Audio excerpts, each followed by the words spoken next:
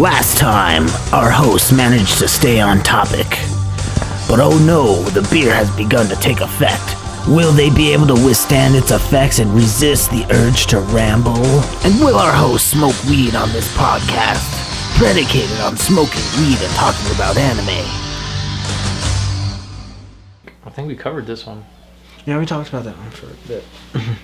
But yeah, I don't know, we ramble on this show because, yeah. It has to. That's alright though. I think the next episode we should do, which should be the video game and movies ones. Yeah. Yeah, because I'm like I said, I'm thinking about doing another podcast where it's like just everything. That way I don't have to stay like glued to like just doing talking about anime, because I try to keep it like on topic, but it always goes off the rails. It's hard though. Yeah. It's so because we like a lot of stuff, dude. Yeah, and it's like I smoke while I do the podcast and stuff like that. So it naturally my happens. Stoner brain just wanders. No, dude, it naturally happens. It's one of those things. It's like it's no big deal, man. I'm not like. That's why I'm never usually too worried about getting off topic on this show anyways. It's like, we'll get back eventually. And if we're off topic, it's usually something fucking weird, so I want to leave it in. Like when me and Mark talked about the fucking late night, sex talk lady who would give you sex advice. Yeah, I don't know how she came up, but I'm gonna have to watch that episode. Yeah. Did you edit it out? Yeah, it's already done. No, but did you edit the sex lady out? Oh, no, I left her in there. She's talking about pussy farts. And how they're amazing things. And I'm like, oh, man, I forgot how gnarly the fucking late night sex talk lady is. It's so crazy that I brought up Gunslinger, because I'm actually trying to write like a graphic novel type thing. But I don't know, like how you told me that you want to like make a movie or like a show besides the podcast. Mm-hmm. I was like, I don't know, like well, the movie is something me and Cameron thought of. But yeah, you're more than welcome. No. Yeah, you and Cameron do your own thing, but I'm just a writer, man. Yeah. I don't have the passion to direct or hold a camera or anything like that. So if I started writing a bunch of stuff out and I don't know if we'd be able to do it, because some of that stuff I'm thinking is ridiculous. But maybe we could get a 3-minute trailer. Right. But dude, don't stop writing ridiculous shit, because that was kind of my problem, is writing stuff that's too on a too grand a scale for something I can do right now. And I've kind of learned to scale it back and do something where I'm not gonna have to make anything super crazy, and it's just gonna be real simple, but still get what I need to get done and look good. And yeah, you just gotta work on that, but don't stop writing the weird shit, because eventually that weird shit's gonna come in handy, and you're gonna need to. Well, it's because I have a whole world and stuff, but it's really dark. It would probably. That's what people want now, though. It is, but it would probably. I was thinking about it because I was like, if I want to get into it, I need to get this idea out, and that's not even to be famous. I just need to get it out, because I've been drumming about this for 10 years now almost. Dude, no doubt. I feel like a graphic novel is a good way to go, because I have an idea that I want to do. That's what I was saying. I was like, I'd want to do it as a movie, but even as a comic book, it's a really good idea. And I storyboarded a bunch of shit. Not even a graphic. I think I would go full on anime. Mm-hmm. Because you could have the episode. I mean, because I've seen what things like Attack on Titan, how detail oriented things can get, and that thing is the story arch that I've made. The main story, it's kind of already done. Mm-hmm. What I've actually spent the last 5 years working on is the entire universe. For sure. Why it is the way it is. Yeah. Because I hate that. I hate when I go into a new anime or anything and I'm like, well, why is this that? And why is this that? And why is this that? And I can't. And so I started doing everything. I'm lore, backstories, reference points. I do that with the shit I write anyways. For the thing I want to get ready to start doing with Cameron, the Full Fist Body.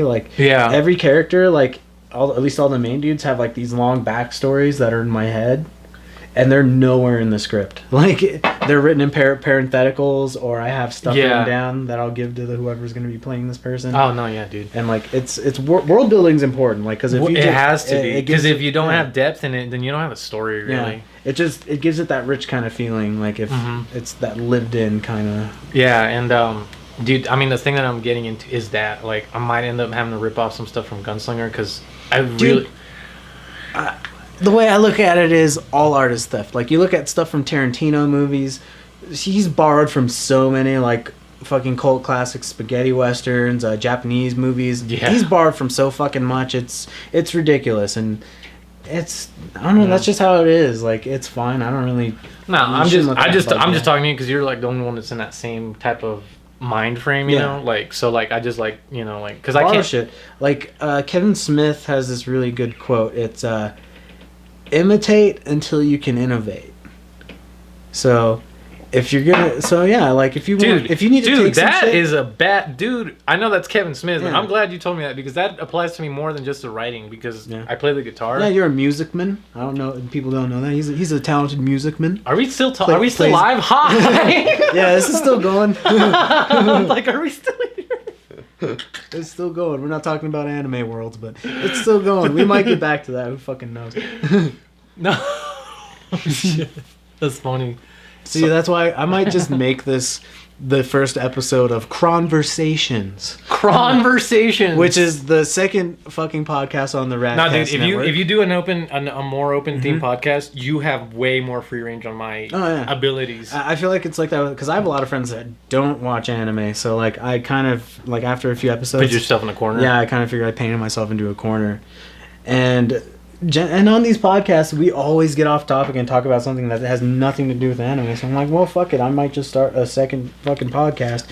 Dude, you should make it. Honestly, I feel like the people who we are, like you, me, John, Kyle, Joey, I was gonna say Chris, Cameron, Chris. We're all.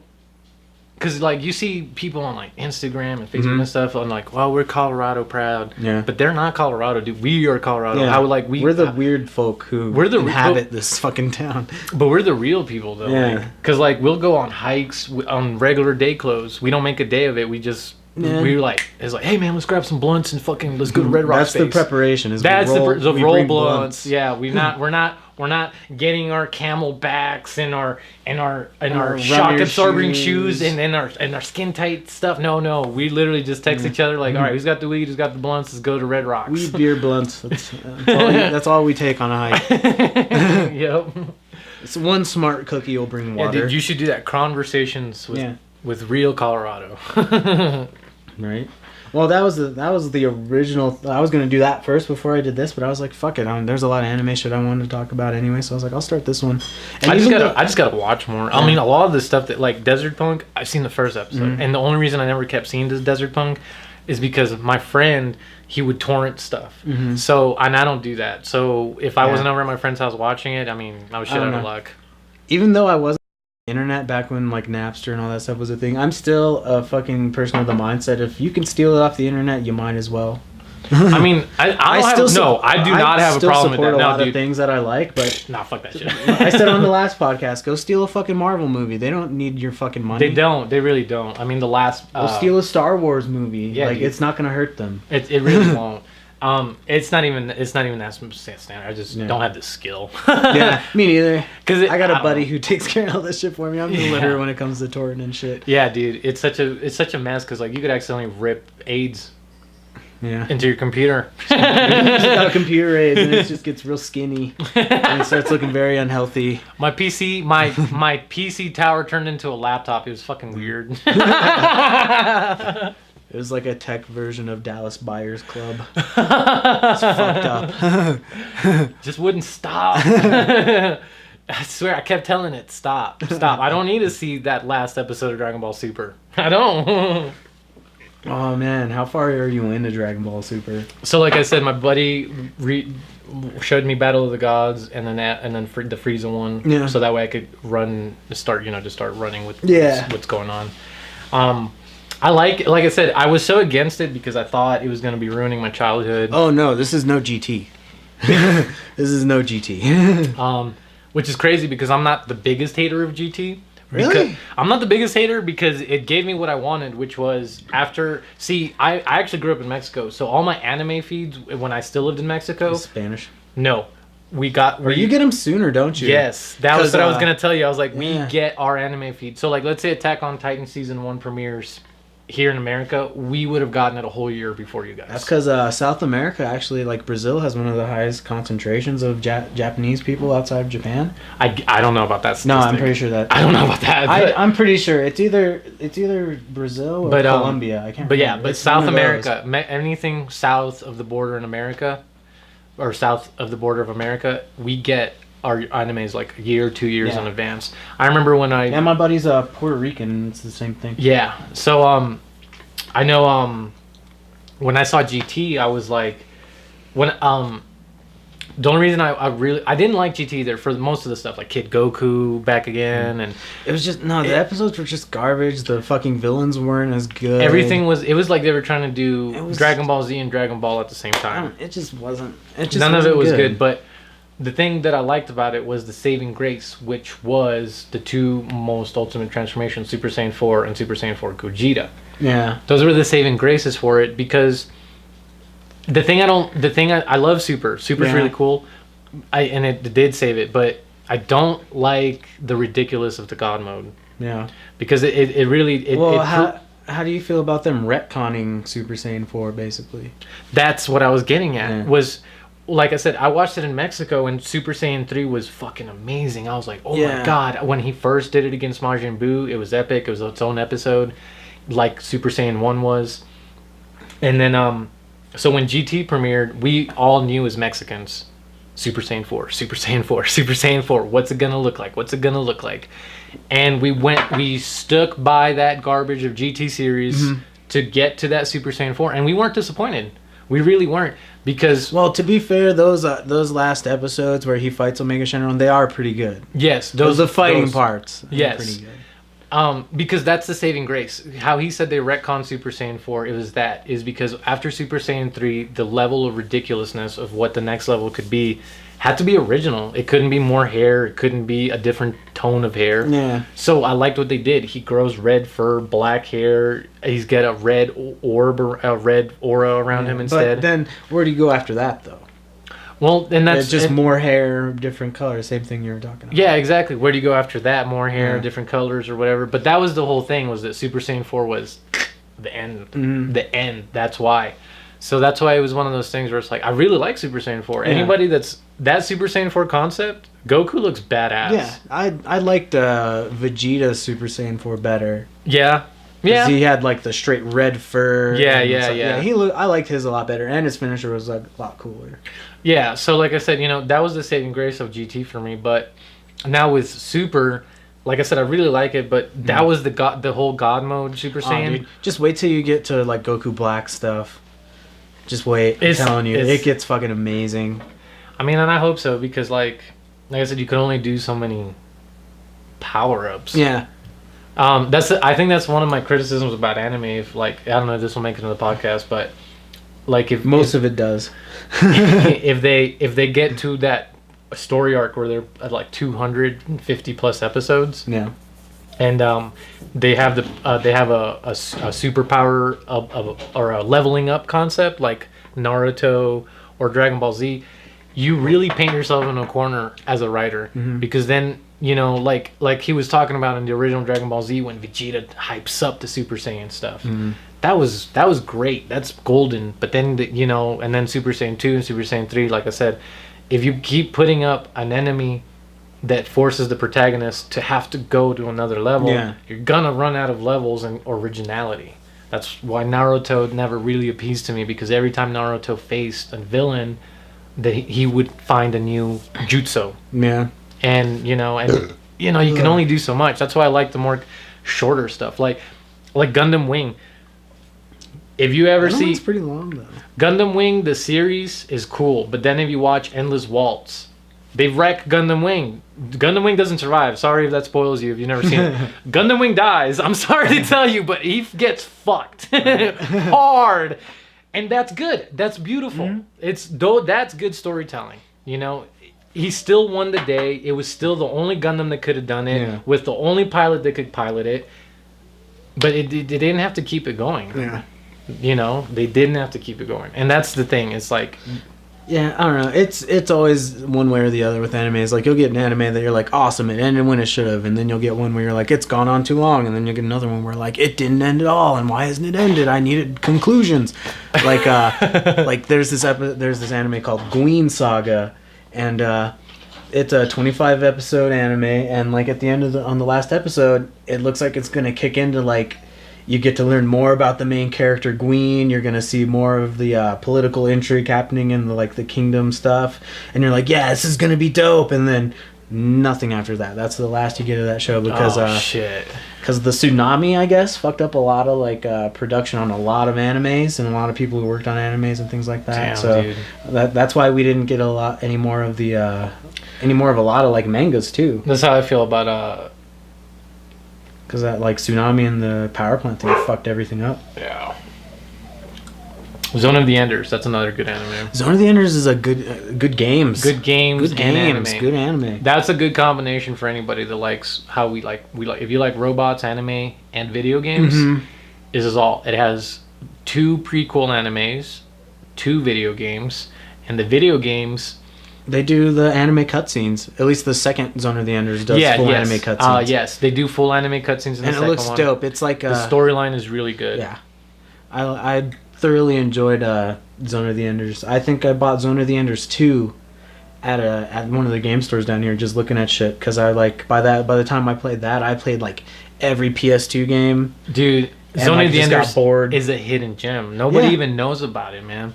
And it's so good. You guys have to fucking play it and watch the anime. Yeah, it's a really fun mech brawly. Mech brawly, but the storyline is what really drives it though. Like, yeah, the storyline is so. I like the second one though. The second one's probably my favorite because that dude's like forced to run Anubis because like it's keeping him alive and shit. Yeah, but I like the first one better because of that dynamic of Leo and his little girlfriend, and then no matter how epic the final battle with Anubis was in Jehuti, how you're like... Oh yeah, I forgot. He was piloting Jehuti, not Anubis. Yeah. No matter how epic that last battle is in the second runner, or in the second Zone of the Enders, nothing compares to Leo fighting Viola in the first one.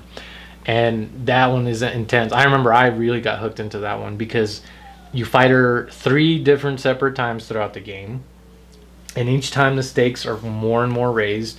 And it spoke to me specifically because the main character Leo in the first one is a kid, just like in any anime. Yeah, he just kind of fell into that. Yeah, shit. he just Wasn't fell. His, like, He town fell. getting destroyed. Yeah. And he literally falls into. This is the concept. Jehuti. This is the concept I'm talking about, where like just by your naturalness, you become something greater than yourself. In this game / anime, he falls into this mech on accident. His colony's getting bombed by hostile forces, and as he's running, he falls into the cockpit of one of these mechs, and he ends up becoming part of this grand scheme to save the universe. Yeah.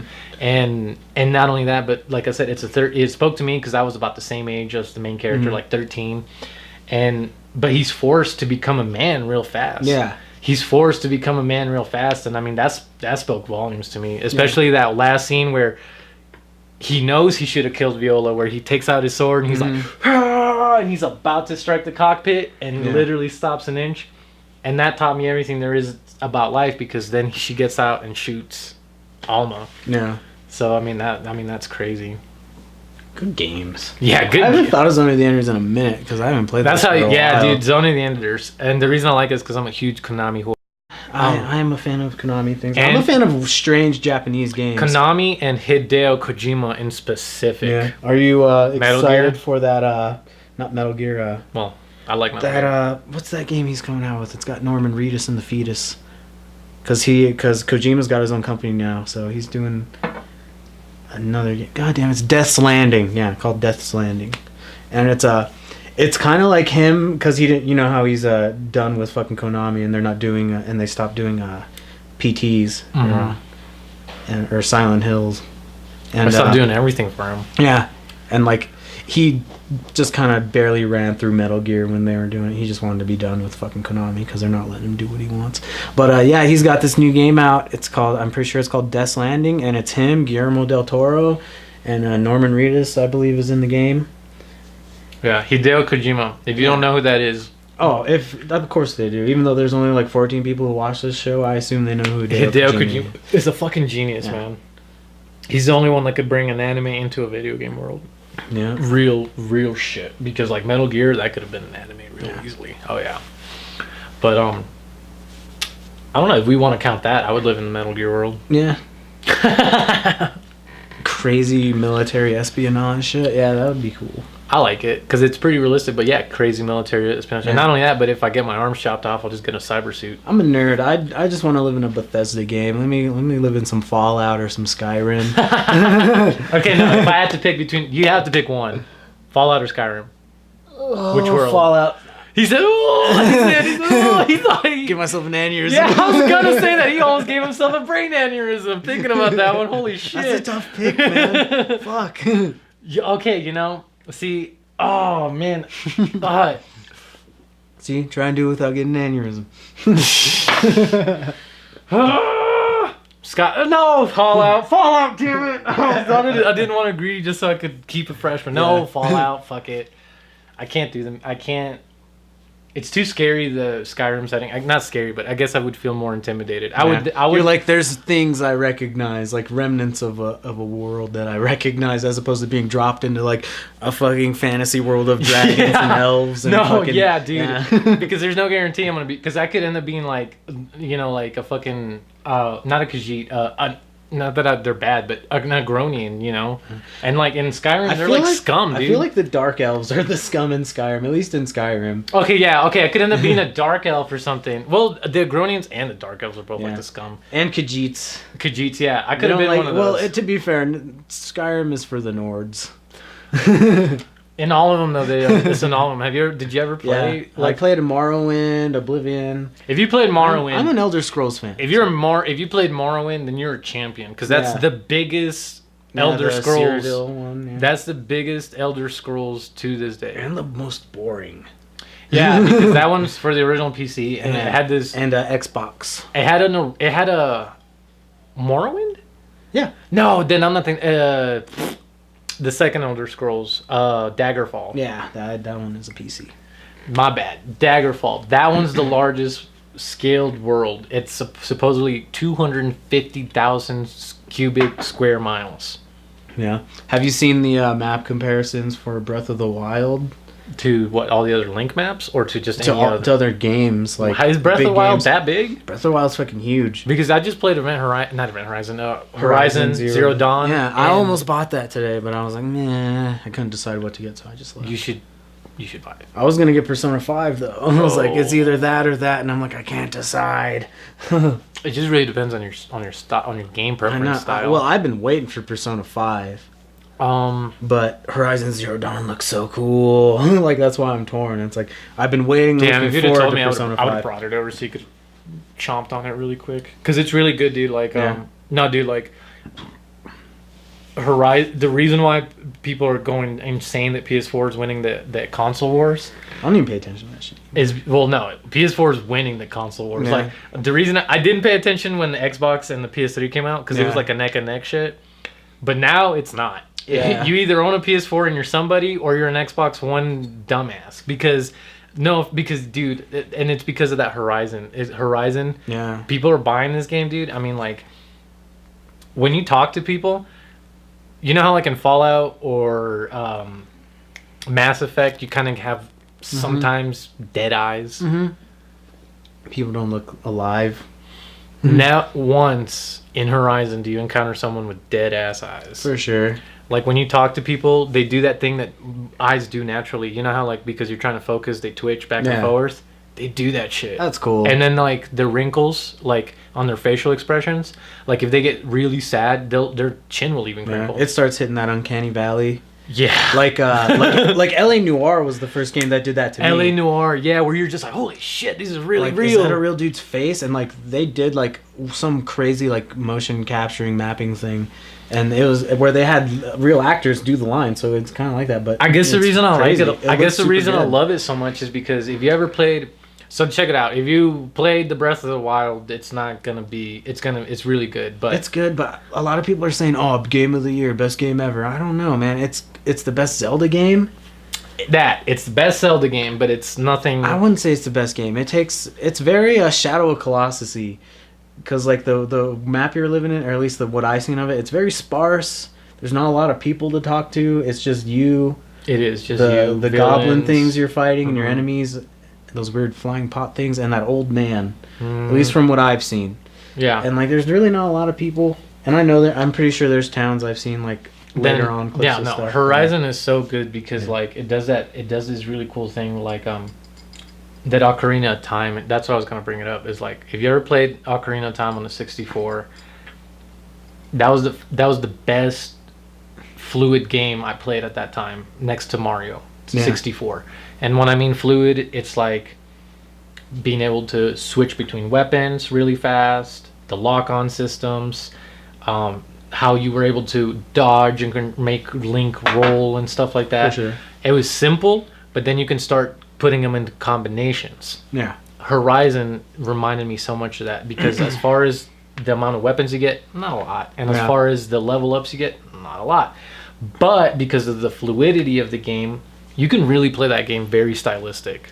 With very simplistic stuff. Like That's cool. Like that's why I love it, dude. Like every time you hunt one of those machines, it's a different hunt. It's never the same. For sure. It's, That's it's an Ubisoft game, isn't it? it is a. It might be. I think it's an Ubisoft I'm gonna give game. it a Googs. Google it if it Googles because I think it's an Ubisoft game. Because I've seen a lot of things that definitely Gorilla. remind It's me a of Gorilla Ubisoft game. It's a Gorilla game. Is it? It's a Gorilla I'm still game. gonna give it a Googs. It's a Gorilla game. He's gonna So- Google it. And just I'm so I gonna prove know. it right. It'll- No, it's it'll cool. fucking It's bug Gorilla. me if I It's don't. Gorilla. The guys who made Killzone. All right. I've played a little. I'm not the biggest like first-person shooter fan. You don't like first-person shooters? Okay, well, Killzone was a damn good one.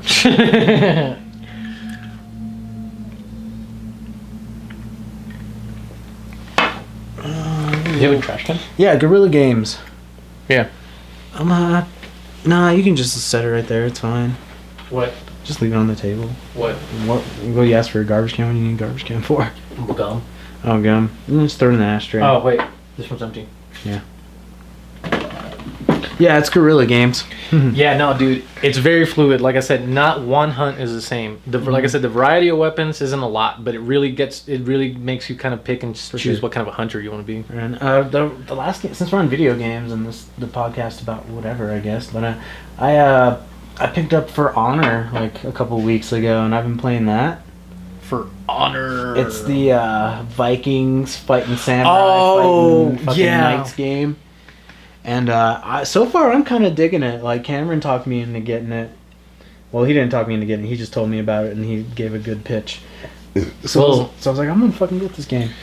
Well, it's crazy because, like, the next game I'm looking forward to is going to be the next... Is going to be that. It's going to be a first-person shooter, honestly. Oh, yeah? When is it?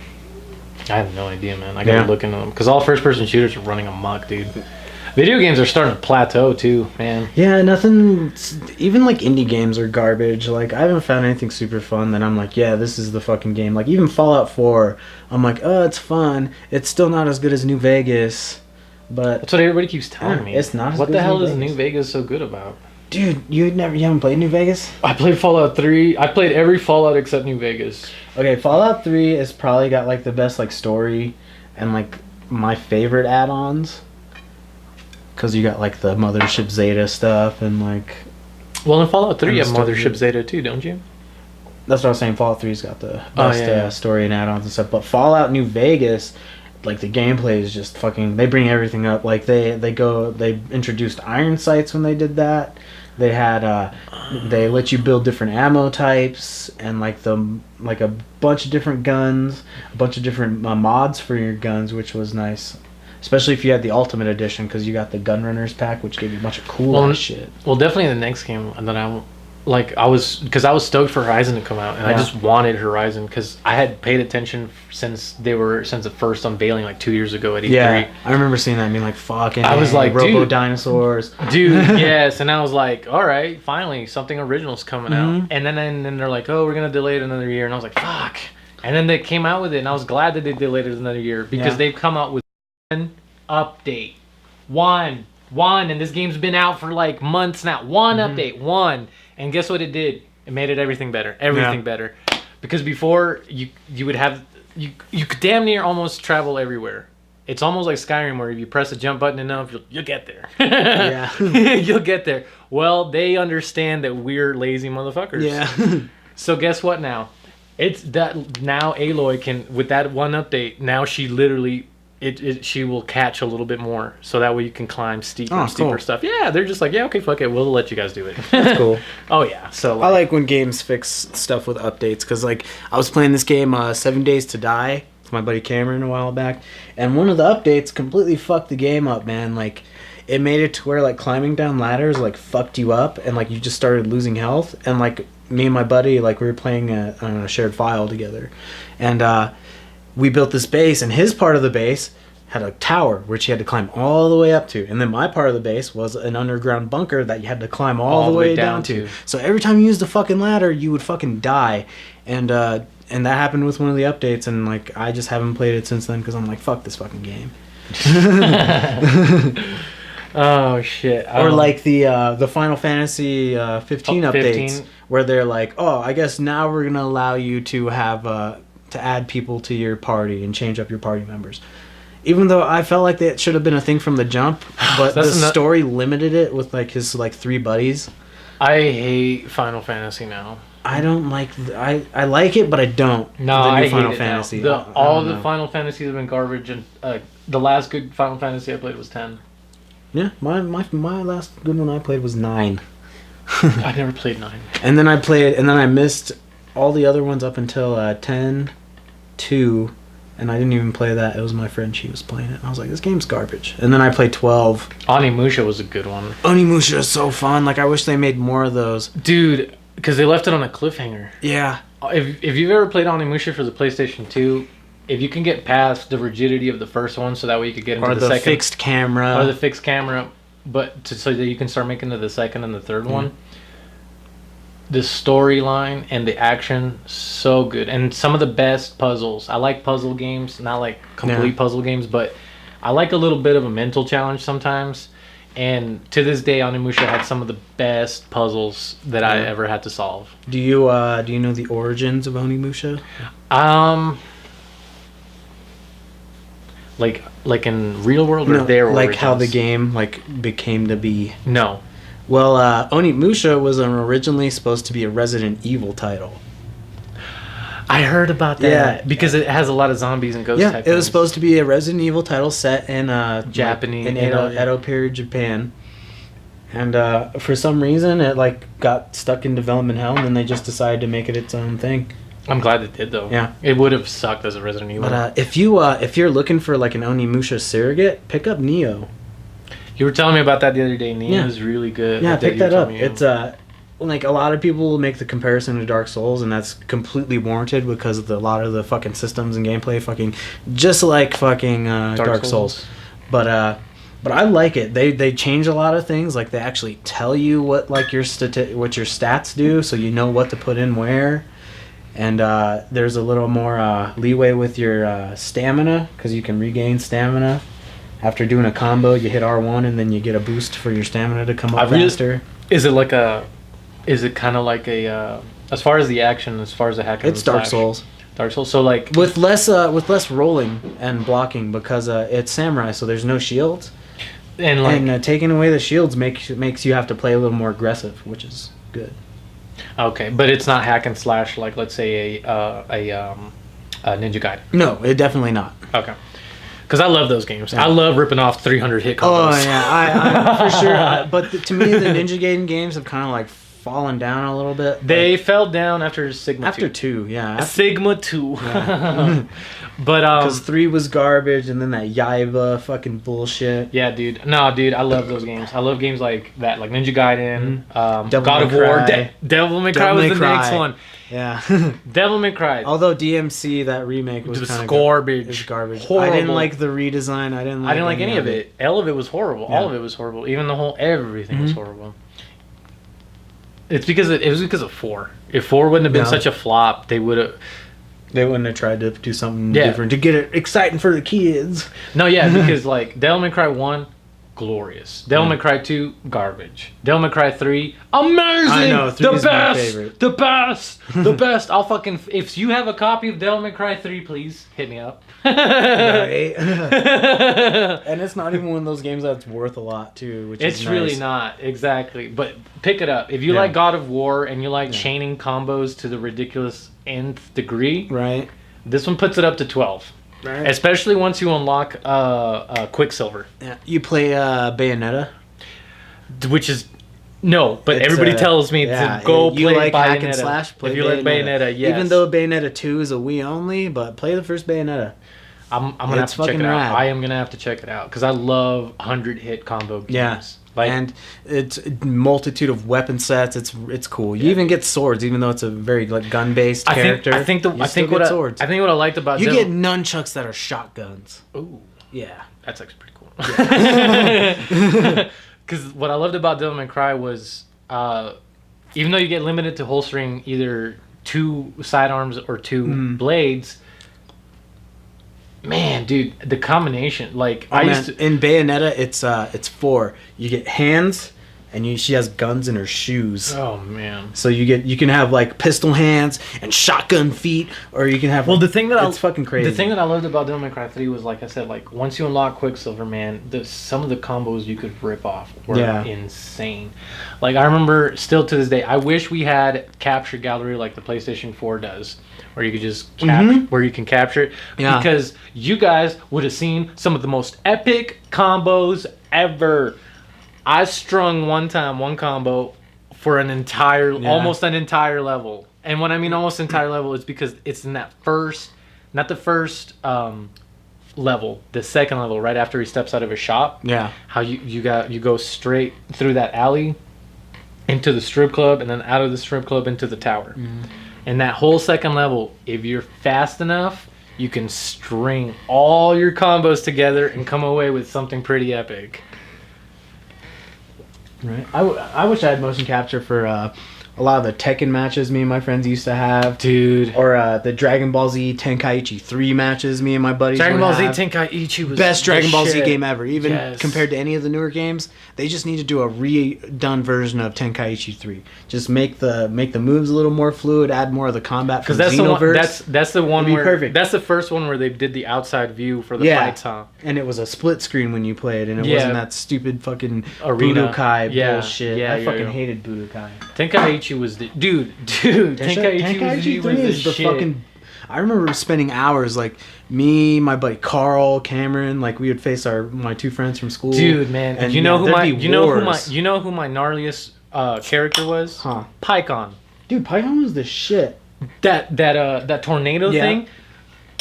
I don't know why I keep looking at the camera. If you watch that, if you played Tenkaichi 3 and you got Pycon, and you beefed up that tornado move, you would always win. Why? Because that tornado move was almost the equivalent of a full charge. Right. And you would hit him. Dude, my favorite move, or not my favorite move, my favorite character, Super 17. Super 17. Because he was so long, you could like punch people and not get touched, so you could cheat that way. And fucking his Hell Zone or Hellfire Blast or whatever was fucking gnarly as shit and looked all cool. And you could just murk people with that shit. And like and he was an android, so you had to wait for your like shit to charge up on its own. You still murked even with that like little bit of a handicap. Because you know how you can like shoot people and then pinball them and shit. Yeah. That's why I love Pycon, because he was the only character. Because in Tenkaichi, it limits you to three quick pinballs. Yeah. So it limits you. With Pycon, because of that tornado charge, even though he does, you get an extra. Yeah. Even though he doesn't pop up behind the person, he rushes fast enough to get to him. Yeah. And because if you beef it up, it's an insane combo. If you have all the health bars put up on your handicaps, it always takes away 2.5 bars. Just doing that pinball with that last. I love that, and I also love Tenkaichi 3 because of that. Because you could power up with the certain moves you wanted. Yep, and you could switch your moves out once you unlocked enough, and you had power ups and shit like that. Like fucking Tenkaichi was very strategic. It was an awesome game. Yeah, like I remember like your passive moves were something you had to pick real wisely. Like my favorite one to pick, it wasn't It wasn't After Image, but it was like After Image Barrage, where you hit your passive move, and then if somebody hits you, you blip instantly, and that happens 6 times with After Image Barrage. So I would use that, and you could dodge any fucking move, no matter who's super ultimate attack. Like, you dodge it no matter what. Like, all the big ones, even like a power. Can you imagine if energy shield? Can you imagine if that game was around him like? Can you imagine if that game was on now? The epic online matches it would go through. Have you seen any of that Xenoverse and Xenoverse 2? No, because like the fighting's a lot better and it's a lot closer to how Tenkaichi played. It's really it's a lot better than Raging Blast. Or the one before that, it's 10 times better. I hope so. Those games are garbage compared to the Xenoverse ones. A good fighting game is rare to come by nowadays. Oh, the only fighting game I really play is Tekken, and I'm still waiting for Tekken 7. Dude, I love Tekken, dude. Yeah. You know what? You know why I love Tekken? Because I was one of the first kids on my block to not like a fake combo, like an actual learn the combo from the game. Yeah. Because if you learn the combo from the game, those are death combos. Yeah. If you land every hit on the death combo, which you will if you get that first hit going, you will instantly drain their bar. Instantly. I remember I got into Tekken. I did one summer I went on vacation to my cousin's house in Arizona, and that's what they had a PlayStation 1 and Tekken 3. And that's the first one. That's the first one I played. That dude, yeah, dude. And for years, even in high school, me, Cameron, and Carl, and all my buddies from high school, we would play Tekken 3. There was other Tekkens out by that point in time. I think 5 was out by that point in time. We would play Tekken 3. Because that one was fun. It was fun, and we knew a lot of the moves, and like it was a lot more challenging than the new. It was a lot, yes. Because everybody was so good at that one. Well, not only that, but on Tekken 4, there was a cheap thing that, like I said, if updates were around, they would have fixed. But if you pinned someone to the wall, they were fucked. Yeah. On Tekken 4, if you backed yourself up against the wall, it didn't matter what you did, you were fucked. Because the wall hits you and it counts for damage points, and then whatever they're doing counts for damage points. So you're fucked. For sure. No, dude, I love Tekken 3. Now you're talking about it. Tekken, like I said, it's the only fighting game I play. I don't play any other fighting game. I love it because it's except for like Marvel vs. Capcom. That one's a good one too. Other than that, like no other games. Fuck Mortal Kombat. That game's garbage. It's who can do the front flip and an uppercut the best. That's how that game's fucking played. It's garbage. Well, nowadays it is, but back when I played it for the SNES, it was definitely who had skill. I know, I was a little kid when I played the Mortal Kombat 3 and things like that on the SNES. I was too, but because I had an older brother and my cousins were a bunch of assholes. I played a lot of drunk grown-ups because like my mom, like she would party with her friends and they would play Mortal Kombat. Yeah, dude. On their Super, and I would just like run that shit all. I would be on. All right, the whole favorite time. Tekken 3 character, quick. Zhao Yu. Zhao Yu. She's the little Chinese girl with the rave stuff. Chao Young or Chao Yu. Chao. It's Zhao Yu because the X in Chinese is it's a Z. Is a Z? Yeah. I thought it was a Cha. I'm pretty sure it's a Z. It's Zhao Yu. Yeah. Okay. Well, yeah. Okay. Yeah, that's my favorite one. That's my favorite character. In Tekken 3. All Tekkens. All Tekkens. Because I originally got good with her in Tekken 3. My favorite is Aorang. Hwoarang. In all Tekkens. I never know how to say that fucker's name. Yeah, Hwoarang. Hwoarang. Dude, because but yeah, or Bake. Because he's all kicks. Yeah, I like Bake, which is his master in the storyline, and he's got different combos. I like his better, but it's essentially the same guy. Nah, dude, they have that same jumping kick combo. That's my favorite one to pull. Nah, dude, that 3-hit jumping combo. Just blah, blah, the reason why I started doing the combos was because of Aorang. Yeah. So when I would go into the training sessions and look at the combos and I start stringing them together, those were the easiest to string together because Aorang's natural in-game movements is fluid. He's almost Eddie in how easy he is to use. Eddie. He's almost Eddie Gordo. Not exactly like Eddie Gordo. Eddie's fucking cheating. I don't care. I don't care who you are. You don't gotta master Eddie. You just gotta be like, hey. You just gotta have fingers. That's the requirement to be good with Eddie Gordo and Tekken is have fingers. I learned that. We learned that the hard way because back then we didn't have the internet. So although like later on games, my sister she's like a button masher and she would win tons of matches in Tekken when we'd play. And she was like she's a button masher. Like she literally holds the controller and like pounds it with her hand. And somehow murders people. And I'm like, fuck you. You have no skill. You don't deserve this win. Fuck you. Have no skill. That's how I used to feel in Call of Duty. Every time someone would just hack the shit out of me. I'd be like, that's not how it works. That doesn't even make sense. I'd just be like, Catch me in real life, motherfucker. exactly. I was like, I'll show you. Oh man, Cameron, he's the worst at that kind of shit for Tekken. Like, I've had him wanting to fist fight me after games of Tekken. And, like, he gets mad. I bet. Because... And it's so hilarious. Because Tekken... Tekken, it's literally, if you've got two people that know how to string the combos together... whoever gets the first hit going. Oh no, it's battles because like we know how to string combos and we know how to block, and like the characters that have counters, we know how to do those. It's fucking arduous. I used to play my friend, and he was so good at Tekken. I thought I was good at Tekken. No, this motherfucker was good, and so like. Eventually once I started mastering more characters, combos, that's what would happen. And literally, this would be our fights. It would count down. Ready, set, fight.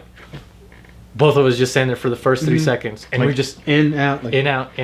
No, and literally in out, like in out. Trying to feint like it's a real fight. For real, dude. Yeah. For the first 15 seconds, I shit you not. I turn off the time. I just turn off the time. Nah, first 15 seconds, we didn't have to turn off the time because we knew whoever landed the first hit was done. Yeah. Because with those combos, if you land the first hit, it doesn't give you enough time to actually block or react.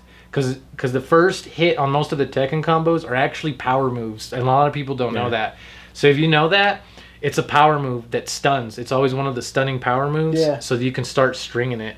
So whoever landed that first hit, it was over. Yeah. It was whoever landed the first punch, because after that, literally, if he landed the first punch, I'd throw my remote and be like... there's a lot to it. Like, if you... Like, because I tend to throw a lot of combos with Zhao Yu. Like, that's how I win, is because I know all of her fucking combos.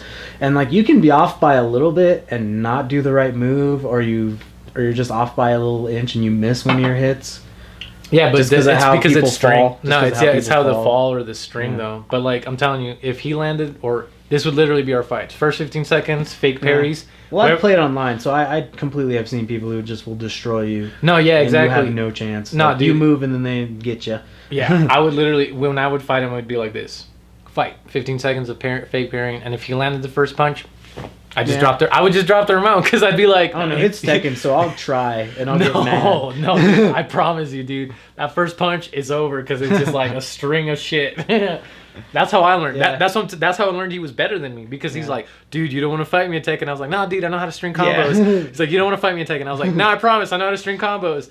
First fight, he gets the first punch, and I'm literally smashing buttons. I got frustrated. Yeah. I did what your little sister... I picked Eddie Gordo. She's my older sister. Your older sister. I did what your sister did. I got frustrated, and I started Eddie Gordoing the shit. And no, couldn't do it. Yeah. Believe me, I know. I get wrecked online. Like, my win-lose ratio sucks on my online. Just because some people... Do you have Tekken online? No, I did for the 3. Oh, okay. Like I said, I'm waiting on 7. I'm waiting. Give it to me, Tekken folks. I want it, and I want it now. I think what would make a good fighting game would be a good parry system. And when I mean a good parry system... I don't know, man. Like, once you start adding, like, parries and shit, like, you end up with fucking Dead or Alive. And that is, like, a garbage game. Did you ever play Kengo? For the PlayStation 2 Kengo? Master of Samurais? Yeah. That one was good. Because you could literally, at one point, if the 2 players were good enough, you would literally be like, sing, ching, ching, ching, ching, ching, ching. What is that game called? Is it called Bushido Blade for, like, the PS2? Or no, PS1. It's like Bushido Blade or something like that. And it's, like, the most realistic, like, sword fighting game ever, I guess. Like, the way it works. Ever? Yeah. Like, just the way it works, it's, like, super realistic. I don't know. I've seen it, and it looks pretty cool. I don't know, but that Kengo game, it taught me the value of what a good parry system is, or a good defensive system is, because a lot of fighting games don't focus on the defensive side, and like I always wanted that. Dead or Alive is like all defensive, like that's what. But I've always wanted like a good mix, like like you play Metal Gear, right? Yeah. So you remember in the cutscenes when Snake would do CQC and look all badass, like Steven Seagal. Well, I guess that doesn't mean he looks out of all the people you picked to compare Solid Snake to Steven Seagal. He does that little hand slap shit like Steven Seagal, like cut to a fucking clip. He does that shitty fake hand slap and shit. At least in That's what it looked like to me. But Out of all the people, you could have picked anyone he looked like. He's like Steven Seagal. it's definitely a lot more tactical, but still, he does like. I would have that picked close, Jason like, Statham. All right. Yeah. I would have picked Jason over over Steven. Master Seagal. Oh yeah, he's a karate master. I forgot about that. No, like, have you heard about his like involvement with the UFC? No. And now he like goes around and like tries to like contact these like UFC fighters. He's like, I'm gonna show you some moves, and like there's this really famous move where Anderson front kicks this dude in the face, and like the beginning of the match he just front kicks him. Anderson Silva. Yeah, Ooh. and Lyoto Machida uses the same front kick, and it's a standard move that you learn in karate and Muay Thai. But Steven Seagal is like, I taught those guys how to do that kick. Blah blah blah. He's like acting like he's taught all these people these martial arts, and like his martial arts credentials are suspect apparently, like very suspect. And he's running around acting like he's teaching these UFC fighters how to fucking knock a dude out and shit.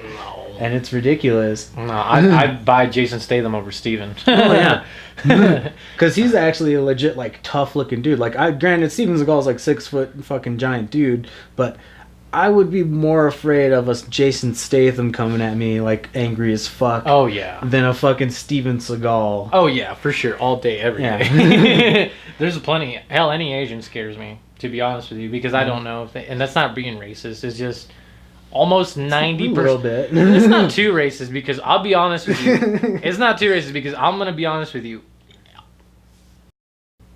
Not that they're natural fighters, Man, but they're natural athletes. you gotta own your racist. Like if you say some shit that might be considered, you just gotta own it. All right, fine. Otherwise, people will give you shit. I don't know if it's considered racist, but I don't know because it's not racist because this No, isn't a no, this it isn't is. this isn't this. I'm not saying that they're all fighters. Yeah. Because that's not the stereotype I'm going at. This is actually a different. Assuming that they're all martial artists, and No. it is racist. And I'll give you an example. When I was a young man, I caught a lot of shit because like I looked very like Asian when I was younger, so I'd catch a lot of shit. And like there was specifically this one fight in junior high. This kid was talking shit to me, and we went to the park to go fight. And I did not want to fight this kid because I kind of kept it going with my shit talking. He was a lot bigger than me, and I was like, fuck, I do not want to fight this kid. And he called me a fucking chink. And like I was like, oh yeah, what the fuck ever. And then like we're squaring up to fight, and he's like taking his backpack off. So I just start like, I'm like, what the fuck am I gonna do, man? This dude's gonna destroy me. stretching? I start stretching. I start throwing kicks. Like I'm fucking getting ready to Bruce Lee the fuck out of this guy. And then I square up and I'm like, come on, motherfucker. And he's like, nah, you fucking know some shit, you fucking asshole. And I'm like, come on, motherfucker. And I start like throwing kicks and shit. I bluffed the shit out of this guy because he thought he was being a racist asshole and thought I was Asian. Okay, but So, I'm not being a racist. yeah. I'm not trying to. No. What That's I was a stereotype. No. though. The stereotype I'm getting at isn't a stereotype that Asians get. Actually, what I was gonna say was like, it's not that I was like, I'm not afraid of Asians because I think they're all martial artists. They're all natural athletes. For sure. That's see, you weren't expecting know. that. Dude, they are very natural. They are very naturally athletic. Like, they not all of them, but most of They're them. very nimble. I don't know what it is. Because if you want to get to like that kind of shit, genetically, the most athletic people are fucking black people. Like people with African descent. They're the most athletic people. No. When it comes to that. But that's what I'm saying. I was like, but like Asian people though, like the reason why martial arts is so prevalent with them is because they are all natural athletes. The thing is, it's not racist. It's not too racist to assume that Asian people. It is pretty racist, but the reason it is pretty. All right, fine. Like he said, it is pretty racist. That's what I'm saying. But it is pretty racist to assume. But there's a good reason to assume why there's a track record. There's a track record because the thing is, their version of organized sports is martial arts. Yeah, exactly. And they've been doing that for thousands of years. Exactly. It's very like, intimidating because it's like if I played a pickup game of basketball with a bunch of black people, me being Mexican, I'm gonna be picked last. I'm not saying like sports. I'm just saying like athleticism. Oh, If you look at like athletes across the board, like it's fair to say a lot of them are African American dudes, like a lot of these black dudes are fucking monsters, dude. Like you look at dudes like Tyrone Woodley in the UFC. And you got older dudes like in boxing, like fucking like Sugar Ray Leonard and like Mike Tyson. That's nobody's fault. And then you got like all the dudes, anybody in the NFL. That's all not just fault. freak athletes. That's white people's fault though. Like as fucked up as this sounds, it's like every time a white person criticizes a black person, I'm like, dude, blame your great great great great grandfather because they believe the strongest should be breeding with the strongest. Yeah. So you guys created a bunch of super so you soldiers. guys inbreded your fucking shit. you guys created these mega athletes, and now they're reaping. Well, yeah, because that is how it is. Because we were like, I mean, it's fucked up to say, but we looked at them like livestock. So it like, was not we, because I'm not. Yeah, a fucking I'm not white person. either. But, yeah, no, but white it's people the back truth. in the day were like, No, these dude, guys are livestock. I've told black people, I'm like, dude, I was like, you're black, and they'd be like, what does that have to do with anything? I was like, no offense, but you guys were bred to be athletes, and they always look at me and they give me a bit of a. Not even that, dude. Like the cradle of civilization, dude. Like that is where everybody comes from. Is from fucking Africa genetically. Yeah. So they have the longest evolutionary chain of Anybody, species of human ever. So. Well, don't cut yourself short because Native Americans have it too. But even we migrated eventually we came from it went from Africa to Asia over the Bering Strait. Exactly. And granted, and a lot of that's true. Yeah. A lot of Native Americans share the same genetic material with Asians. Yeah, and a lot of Mexicans and any Latin Americans. Any indigenous people share Asian DNA. Asian and African DNA. Yeah. Well, everybody has African DNA. Everybody has African DNA, but Asian DNA is very shared with indigenous people from the Americas for some reason. That's because all the Asians came over from that part the of the Alaska, world, over the Bering Strait. From the Bering Strait. Yeah, that's true. Fuck, and you know what I forgot? This is take a break for a second. We gotta take a break for 1 second. This is what we're smoking because I want to take a dab because I've been drinking beers. Oh yeah, dude, do your thing. So this is what we're smoking. Let's take a little break.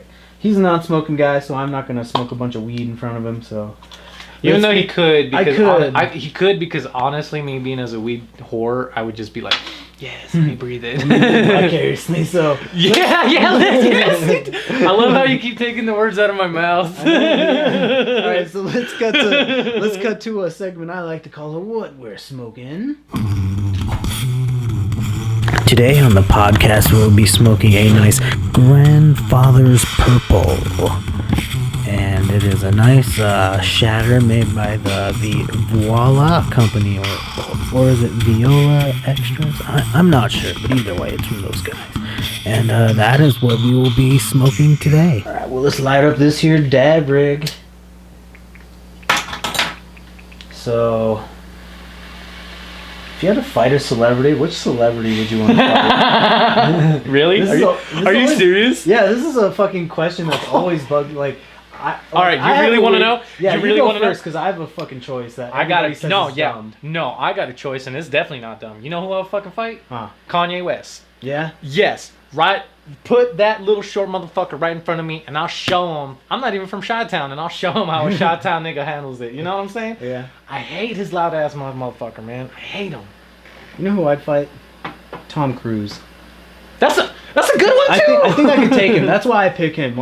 He's a short dude as well, so I feel like he won't have the height advantage. That's a good one. So I feel too. like I have a good chance of beating the fuck out of Tom Cruise. He needs a good ass whooping. But Cameron and everybody else I know, they're like, nah, you won't be able to beat up fucking Tom Cruise. Look at the fucking Jack Reacher movies and all this shit. I'm like, dude, fuck that. Celebrities don't know how to fight. Okay, I've heard hold on. celebrities talk about learning how to fight from movies, and they're like, I know how to react to a situation that's very sterile and very controlled. So I can react one way in one very, very specific way. situation. Yeah, I got you. So yeah, I think I could fuck up Tom Cruise.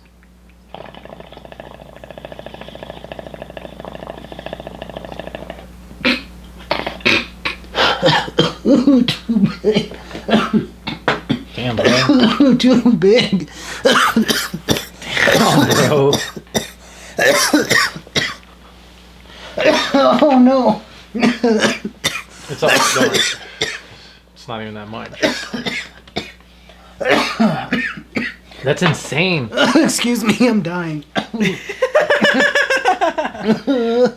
He said, "Ooh, let me curl up that ball and wheedle it out." Oh shit! I just took the. Just cleared for you, and it's starting to hit me. You're not supposed to be smoking, goddammit. It's that. Don't worry. I just stopped yesterday. All right. I promise. I just All right. stopped I don't feel like such an asshole now. No, don't feel like an asshole. I promise. I would never do that to you to make you feel like an asshole. Oh, sorry. Cough attack. I don't even think it's gonna do anything. It's them dang dabs. It's them dang damns. All right, so opposite side of the spectrum. What's your celebrity fuck? Oh, celebrity Yeah. fuck. Zoe Deschanel. Yeah. You see how fast I said that? Yeah. Because I've thought about it a long time. And then second celebrity fuck. But she's not a fuck. No, this is who I would marry. Snow the Product. Yeah. Oh yeah, dude. Beautiful. Yeah. Beautiful. I kind of have two. Like as well. My celebrity fuck would be Queen Latifah. What? Yeah. I know that's a weird pick, but fucking Queen Latifah. I don't know what it is about her. I'm just like, Nah, bro, get your funky shit on, man. But, she got an ass, but Mary wise, I would fucking go with. Time out. Wait. So you would fuck and leave Queen Latifah, and you would marry her? She's the kind of girl you wife up, man.